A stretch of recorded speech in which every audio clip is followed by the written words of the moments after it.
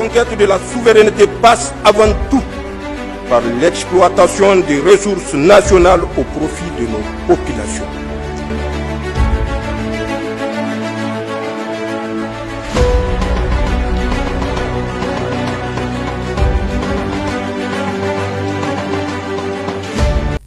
Et puis sachez que le Premier ministre, ministre de l'économie et des finances, Ali Mohamed Lamine Zeine, a accordé il y a quelques instants à son cabinet plusieurs audiences.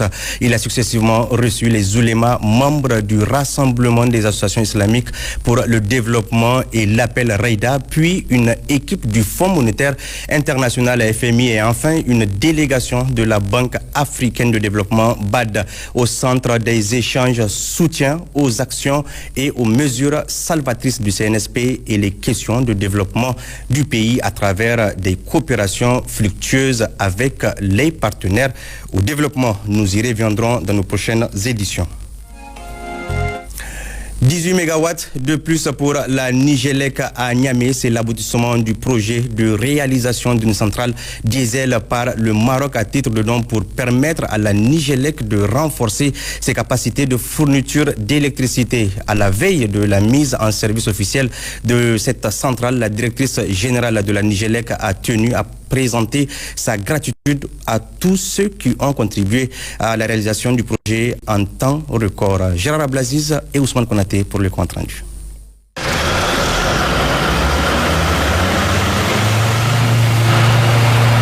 La Nigérienne de l'électricité Nigélec voit ses capacités renforcées avec l'injection récemment d'environ 18 MW dans son réseau électrique à Niamey grâce à l'aboutissement du projet d'installation de la centrale diesel par l'Office national de l'eau et de l'électricité ONE du Maroc à la zone industrielle Niamey 2. Il faut dire que suite à la rupture de la fourniture de l'énergie électrique par le Nigeria du fait des sanctions injustes et inhumaines de la CEDEAO contre notre pays, suite aux événements du 26 juillet 2023, les nouvelles autorités ont sollicité l'appui du royaume chérifien pour faire face à la situation. C'est ainsi que le Maroc va satisfaire la requête du Niger. Et mieux, ce pays ami et frère va réagir avec promptitude et réaliser la centrale composée de 9 groupes de 2,5 MW chacun à titre de don. La partie génie civil étant assurée par la Nigélec. Ils nous ont juste demandé de mettre à la disposition de leur équipe tout ce qui est du génie civil. Et nous nous sommes attelés à le faire.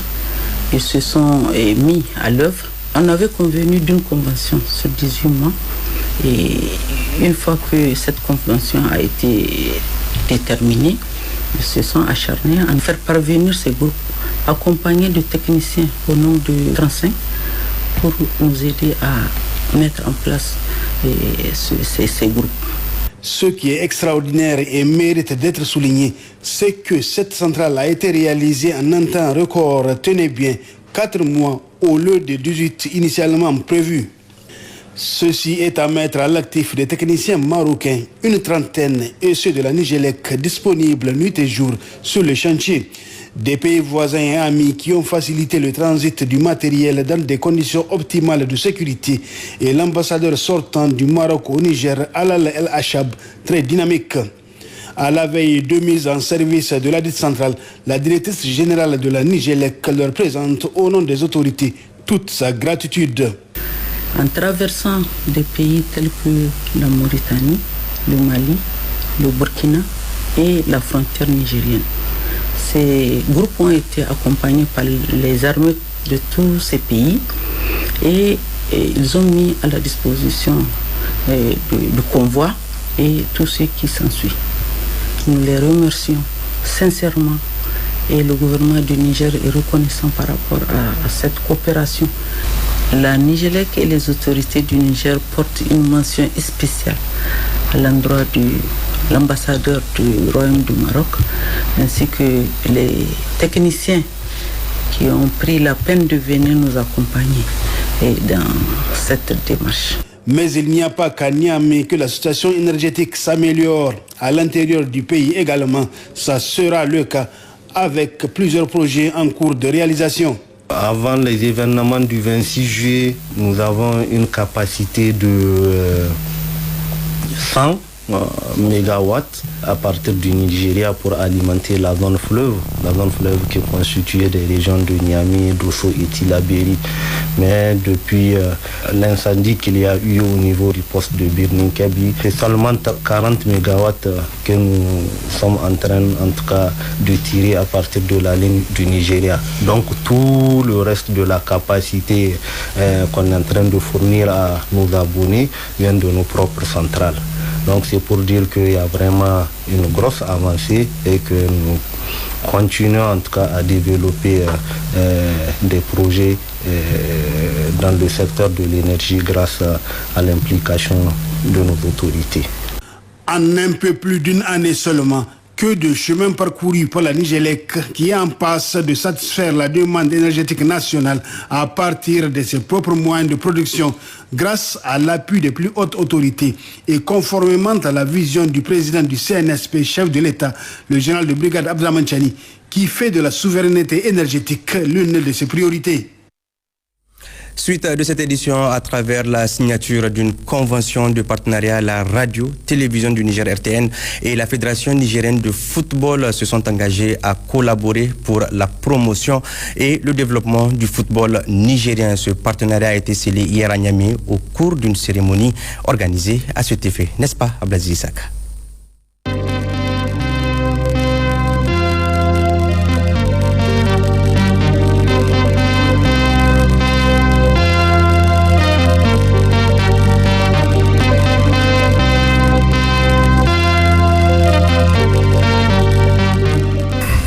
Monsieur le Président de la FENIFOOT, Mesdames et Messieurs, les médias jouent un rôle majeur, comme vous le savez, dans la promotion du sport. En particulier, la télévision participe à la mise en avant du sport avec un accent particulier sur le football. En cela, la télévision influence la perception du sport par le grand public et favorise son impact sur la popularité et la médiatisation des événements sportifs. La télévision est pour ainsi dire un levier de communication puissant pour les sportifs eux-mêmes, mais aussi pour les clubs et les fédérations. À cet effet, je suis heureux de pouvoir signer cette convention avec le président de la FENIFOOT, le colonel Jibril Hima Hamidou, après tant d'années de longue attente de part et d'autre. C'est un partenariat gagnant-gagnant que nous venons de signer ainsi, et je souhaite que celui-ci soit le plus fécond et le plus bénéfique pour les deux parties.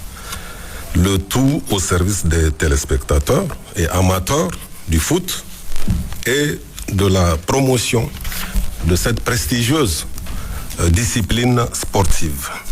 Enfin, c'est le lieu d'inviter les autres fédérations sportives de notre pays, notamment la FENILUT, la FENIBasket, la fédération de judo, volleyball, etc., à emboîter le pas à la FENIFOOT pour que vive et prospère le sport au Niger. Je vous remercie. Merci, monsieur le directeur général de la RTN, mesdames et messieurs, chers amis de la presse, chers amis de la RTN. J'avais préparé un long discours. Je ferai m'expliquer pour qu'on puisse sentir mes vraies émotions. Vous l'avez dit tout de suite, ça fait de longues années que nous attendons de pouvoir concrétiser ce partenariat. J'irai plus loin, ça fait 4 mandats que je suis à la tête de la Fédération nigérienne de football. Ça fait de longues années. J'entends des gens s'en plaindre, ok? Peut-être à raison, peut-être à tort. Mais toujours est-il que nous avons connu des hauts et des bas. Nous avons souvent trébuché, mais nous sommes toujours restés debout. Cela grâce aux partenaires que nous avons, la presse sportive en général et la RTN en particulier. Donc, comme je l'ai dit, ça fait une décennie que nous attendons, que nous avons toujours négocier, toujours rêvé de pouvoir avoir ce partenariat, de pouvoir vivre, pour permettre aux Nigériens en tout cas de vivre en direct les matchs de la Super League du Niger, qui est la compétition d'élite de la Fédération nigérienne de football. J'ai échangé avec beaucoup de directeurs avant vous. Certains ont été vraiment très compréhensifs, certains ont été très coopératifs, d'autres non, je suis obligé de le dire. Mais dès que vous êtes arrivé, dès nos premiers échanges, j'avais été agréablement surpris par les termes que vous aviez utilisés à l'époque. Non, la RTN a une mission de service public aussi. Donc elle a un devoir de pouvoir aider le sport, notamment le football, à pouvoir aussi se faire voir. Ça nous a marqué et aujourd'hui vous avez tenu votre parole en concrétisant ce partenariat-là. Aujourd'hui, les Nigériens donc pourront suivre quand même des matchs de la Super League en direct. Ce n'est pas une petite chose. Et comme vous l'avez dit, c'est cette visibilité qui permettra justement au football nigérien de grandir encore plus, d'avoir plus de visibilité et de pouvoir bénéficier certainement de financement. J'espère que en tout cas ce partenariat sera fécond. Moi je suis sûr, j'en suis sûr. Comme j'ai l'habitude de dire, souvent au Niger on a peur d'enclencher en tout cas un changement, alors que ça peut être toujours payant. Je suis sûr que ce partenariat-là sera fructueux puisque le football nigérien aura beaucoup plus de visibilité et par conséquent beaucoup plus de revenus. En tout cas, je tiens à vous remercier particulièrement pour cette compréhension, remercier les agents de la RTN parce que en plus vous avez déjà commencé à faire le travail, à nous accompagner sans avoir signé. Vous vous êtes mis en tout cas à nos côtés et vous avez fait le service comme si on avait déjà un partenariat. Je tiens à vous remercier aussi particulièrement pour ça et je tiens à remercier votre personnel qui a toujours été à nos côtés. En tout cas, vous avez toujours été disponible quand il s'agit de nous et nous espérons pouvoir vous rendre l'appareil. Merci. Merci beaucoup, Monsieur le Président de la Fédération nigérienne de football. Merci de reconnaître et saluer la nouvelle dynamique de la RTN qui prouve qu'aujourd'hui, la RTN n'est pas ce qu'elle était et qui va certainement faciliter aux autres fédérations. Le directeur général l'a dit, nous sommes disponibles, venez vers nous. Ensemble, nous allons voir comment travailler au bénéfice de la nation, puisque c'est du lab. Merci beaucoup. Je vais, pour conclure cette cérémonie historique, vous demander qu'on observe ensemble, qu'on applaudisse, qu'on ovationne les deux responsables des deux structures en applaudissant sur 1 minute, s'il vous plaît. Encore 10 secondes. 9, 8, 7, 6, 5, 4, 3, 2, 1, 0. Merci beaucoup. Une photo de famille pour l'immortalité. Merci.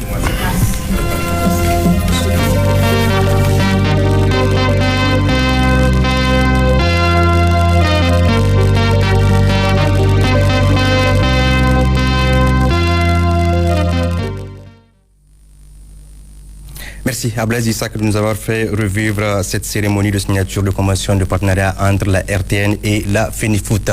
Actualité de nos régions à présent, plusieurs clubs de jeunes musulmans, la chefferie traditionnelle, les forces de défense et de sécurité de Tawa se sont mobilisés ce jour au cimetière musulman de la région pour une séance de salubrité. Le gouverneur de la région a effectué le déplacement afin d'encourager les initiateurs de cette campagne de salubrité. Le point avec James DJ et Sanoussi Fala.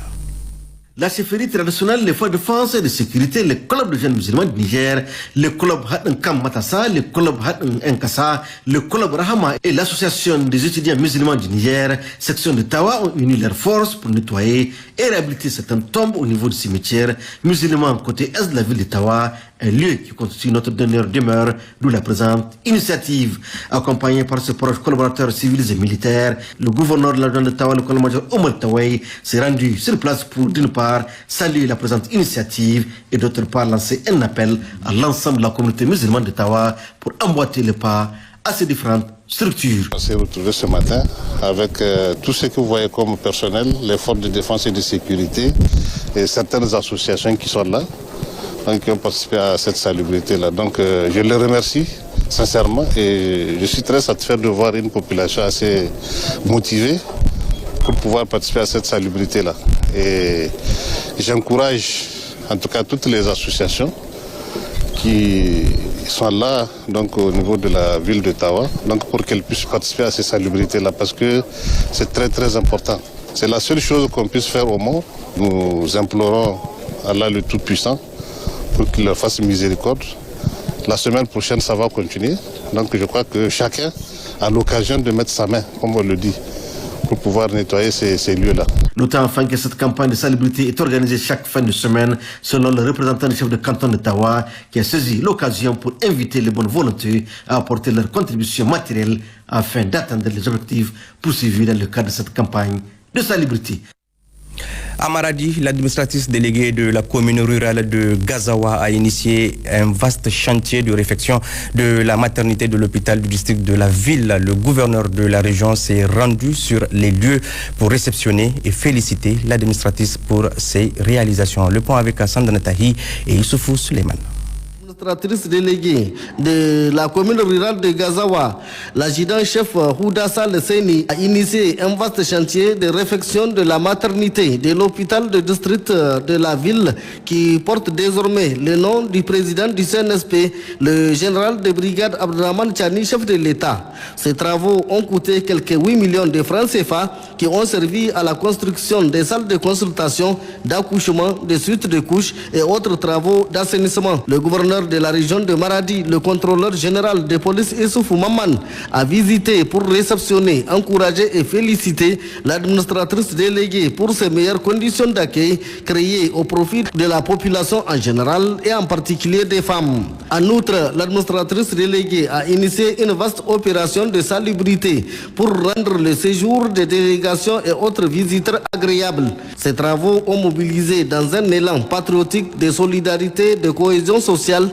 et d'unité nationale toutes les couches socio-professionnelles de la ville et des villages environnants. C'est la preuve de leur adhésion aux objectifs des autorités du CNSP, avec comme premier chef le général de brigade Abdraman Chani, chef de l'État, qui place l'unité nationale au cœur de ses priorités.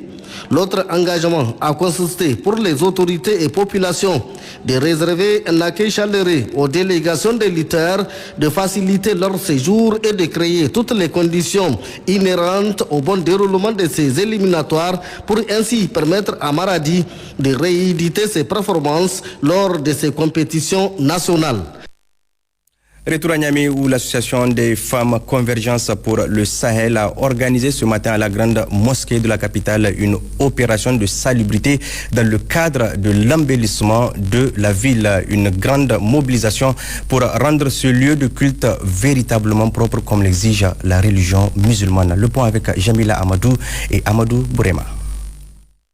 Cette journée du samedi pour l'association des femmes Convergence pour le Sahel a été spécialement consacrée pour apporter un éclat au niveau de la grande mosquée du Niamey, dite mosquée Kadhafi. Ce sens du patriotisme, prouvé depuis plusieurs mois par ces femmes, montre à suffisance leur engagement à changer le visage de la capitale à plusieurs endroits identifiés. Cette salubrité, nous l'avons organisée, ce n'est pas aujourd'hui. Nous étions d'abord à l'ancienne grande mosquée de Niamey le 2 passé et aujourd'hui, le 9, aujourd'hui, nous sommes ici. Nous avons lavé correctement, nettoyé, comme ça se doit, l'ancienne première grande mosquée de Niamey. Et aujourd'hui, nous sommes venus, en tout cas, où que nous pouvons laver, nous l'avons lavé. Dedans comme de l'extérieur, nous avons nettoyé parce que vous savez que la Boussanik l'a bisé. Et pour cette question-là, nous, on a initié Agir Ville Propre. Dans notre slogan Agir Ville Propre, en tout cas, nous nous sommes donné une mission. Et cette mission-là, c'est une mission que nous avons déjà averti les autorités pour qu'ils sachent que nous sommes disponibles, nous sommes des soldats dans la ville de Niamey et où que ça peut. La conquête de la souveraineté passe avant tout par l'exploitation des ressources nationales au profit de nos populations.